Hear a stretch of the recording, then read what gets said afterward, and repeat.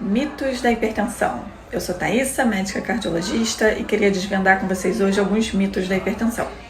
Primeiro, hipertensão não necessariamente causa dor de cabeça.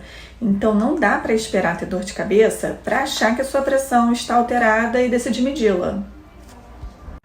E às vezes, na verdade, o que acontece é a dor causando a pressão mais elevada, porque é comum a nossa pressão se elevar quando a gente está em alguma situação de dor, de estresse, de perigo.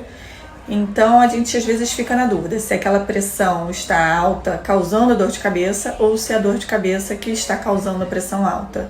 E tudo isso a gente pode ter uma ideia com alguns exames complementares, com a conversa com o paciente durante a consulta. Um outro mito é achar que o seu organismo pode ficar resistente ao antihipertensivo, à medicação. Então alguns pacientes ficam, eu não quero começar remédio ainda, porque senão daqui a pouco eu vou ter que aumentar a dose, porque meu organismo vai ficar resistente. Isso não acontece. O que acontece sim é a progressão da doença, né? Com a idade, se você mantém hábitos de vida não muito saudáveis, não existe a resistência à medicação. O que existe é a evolução da doença. Mas já aconteceu e acontece mesmo de às vezes a gente precisar reduzir a medicação do paciente. Quando o paciente melhora a sua dieta, começa a fazer atividade física, começa a perder peso, eu já tive sim pacientes em que eu precisei reduzir a medicação, porque aquela mesma medicação que ele fazia antes começou a deixá-lo com a pressão muito baixa.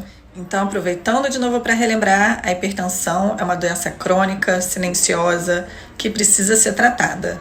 E não adianta esperar que na primeira consulta a gente já vai achar a dose da medicação e que você não vai precisar mais voltar no cardiologista.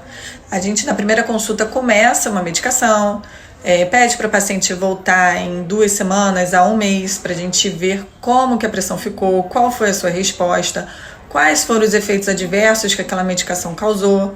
Algumas medicações a gente precisa vigiar com o exame de sangue, com o eletrocardiograma.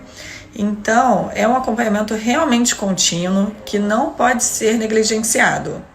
Nada de ficar usando a medicação que o marido toma, que o pai toma, que o vizinho toma.